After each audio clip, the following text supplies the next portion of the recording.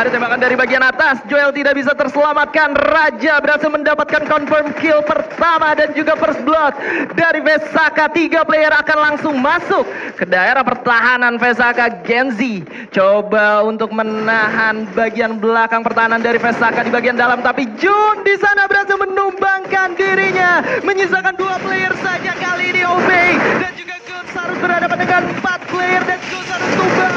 Obey berhasil mendapatkan 1, tapi itu tidak cukup karena Famos berhasil menumbangkan mereka di posisi ke-12. Ajis fan. Krusial banget tadi Joel stay di atas dan dia enggan untuk turun ke bawah. Tadi gue lihat di bawah itu ada Max 7. Lumayan banget itu untuk berantem jarak dekat. Tadi dia tuh baru pegang Thompson, terus dia ada SKS. Oke, dia udah pegang SKS-nya, tapi pas dia ke teras lantai 2 depan sana, posisi kepalanya tuh kelihatan dan akhirnya kena pick up sama Excel pakai MP5.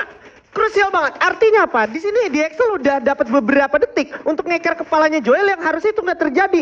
Dari situ pas Joel knock, semuanya kecenderungan masuk ke dalam, daerah makin ke setup sama anak-anak dari Famos. Padahal tadi ada yang digenteng satu tuh cuman sementara nyari view aja, nggak yang bener-bener mau nggak engage gitu. Ya, dan sebenarnya itu juga yang menjadi kesulitan untuk mereka. Kalau mereka tahu di bagian atas ada 1, harusnya mereka ngambil bagian paling bawah aja dan fight di bawah untuk dapetin 1-2 player. Ketika mereka bermain di lantai 2, itu menjadi keuntungan untuk lawannya. Visionnya didapetin, infonya diberikan, commit juga gampang untuk dilakukan. Berawal dari seorang Joel yang terkena down dan pada akhirnya Famos sudah kontrol game ya menurut gue. Betul, dan ini ya another Malaysian team bakal coba tes ilmunya melawan him.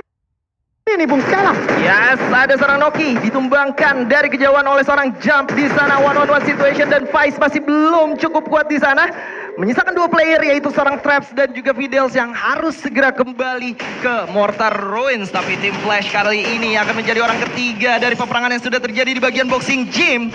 Setup mulai dilakukan dan reinitiate tentunya mulai diperhitungkan oleh Core Memories. Iya, ini Core Memories juga emang harus main galak sih, mengingat dia adalah satu tim terakhir dari Thailand yang emang harus tunjukin power tempurnya sebelum dia semakin digerut di hari-hari selanjutnya. Dan ini tentang fight di dekat vending machine, memang harus demikian karena kalau nggak gitu, ya itu tadi udah ada contohnya, Todak Bung Skala. Todak langsung ditumbangi dengan cukup mudah 2 playernya di sana. Dan kali ini tim Flash, Zom dan juga ABCD bermain dengan sangat solid. Pasangan yang sangat luar biasa dengan Casey di sana membuat ABCD masih cukup kuat di bagian depan.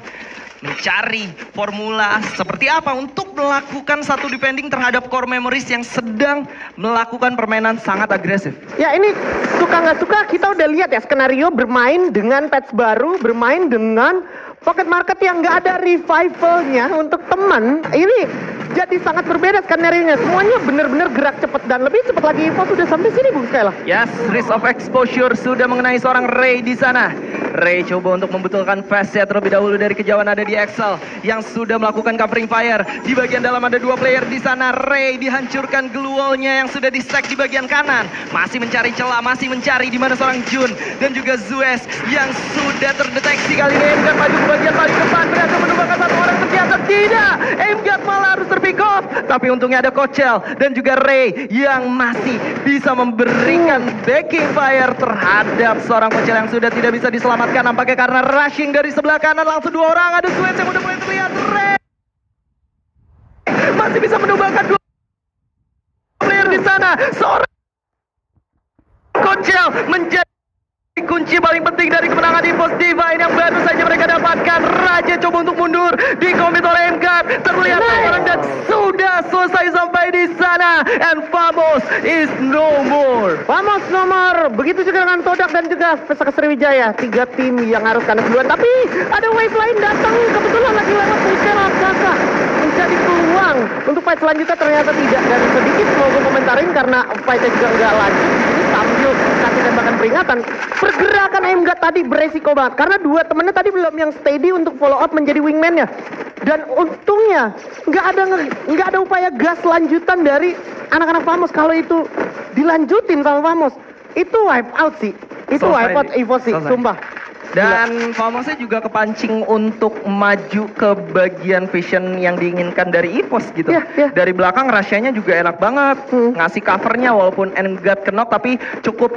Lu bisa lihat gimana Jun langsung HP-nya setengah. Dan ngebuat hal tersebut juga kayak mereka mikir-mikir gua lanjut gas atau enggak gitu. Kalau tadi mereka tetap stay aja, nggak keluar lewat kiri tapi masuk lewat kanan, masuk ke tenda dulu, itu bakal beda ceritanya. Bakal beda ceritanya. Dan yang perlu dicatat di sini adalah EVOS adalah tim yang lagi stable banget secara finansial FF coinnya gitu. Betul. Lagi banyak-banyak kayak FF coinnya. Jadi tadi tuh kalau perangnya rata sama Famos rugi banyak banget, mundur ke belakang lagi juga udah nggak dapet apa-apa. Ya, dan gue suka banget gaya EVOS Divine. Mereka tahu nih di bagian kiri atas itu udah cukup aman. Museum dan juga Farmtopia nggak menjadi kesulitan untuk mereka. Yang bakal menyulitkan adalah orang-orang yang sebelah kanan. Kalau mereka gagal di kanan, mereka tinggal balik lagi ke bagian Plazaria ataupun Gravelabs untuk melakukan reset gitu kan. Jadi concern mereka adalah beresin kanan. Kalau di kanan gagal, kita bisa masuk lewat kiri. Betul.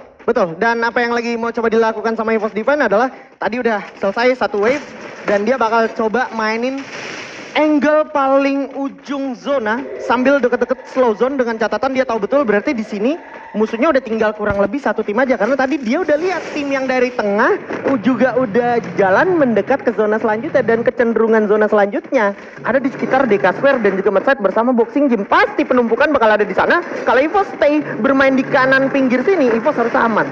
Ya, EVOS harusnya masih cukup aman dan mereka juga cukup bagus dalam melakukan perhitungan barusan bisa gue bilang. Mereka bukan tanpa alasan gerak ke bagian kanan bawah karena menurut mereka ini merupakan salah satu hal yang cukup mudah untuk mereka lalui ketimbang masuk lewat arah Boxing Gym, ketemu core memory, ketemu tim flash gitu kan. Jadi mereka lebih memilih untuk kanan bawah walaupun resikonya adalah bertemu dengan tim Indonesia. Betul. Dan kenapa Bung Skela menyampaikan fakta demikian teman-teman? Karena itu pernah dilakukan sama EVOS Divine. Mau coba masuk nusuk lewat tengah, nggak working, terlalu banyak distraction, terlalu banyak serangan datang dari arah tak terduga sehingga EVOS ambil jalur yang pasti-pasti aja. Tapi memang resikonya adalah perang di early sampai di mid game. Betul. Dan kalau kita ngomongin arah kiri yang menjadi map kematian untuk teman-teman EVOS itu Plazaria biasanya. Betul.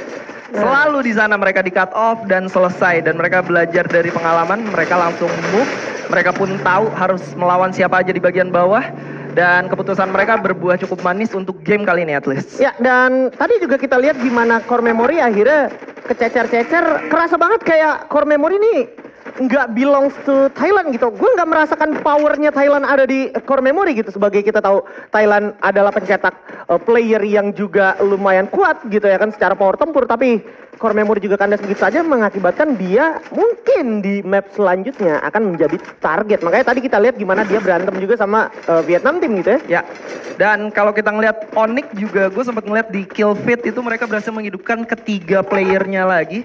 Artinya mereka sempat ditumbangkan dan pertanyaan gue ditumbangin siapa? Apakah Expand? Kalau atau Heavy? Lebih ke heavy atau WAG yang juga memang dapat angle pick menuju ke arah Onyx. Karena kan memang Onyx konsepnya tadi main sempat nge-split di early Pak. Ya, dan itu terjadi anyway dan akhirnya Onyx mulai kehabisan opsi untuk bermain secara regroup karena tadi juga udah kebetulan dapat Arsenal, udah cukup sih sebenarnya untuk Onyx tinggal ngamenin placementnya dan nggak makin banyak ke pick off karena di posisi sekarang Onyx bahkan untuk tim-tim yang juga udah standby pilihan opsi nge-revive cuma di Medside atau di DK Square Bung Skela? Nggak banyak pilihannya, sementara beberapa tim yang udah mendapatkan satu tempat yang cukup solid kayak EVOS Divine kali ini, mereka bisa bertahan tapi mereka kalau kalah nggak bisa langsung reset, ini juga harus diperhitungkan dengan sangat matang. Lagi dan lagi, dengan meta yang seperti ini sebenarnya ngedukung banget kalau ada satu skill yang bisa digunakan untuk melakukan setup defense aja.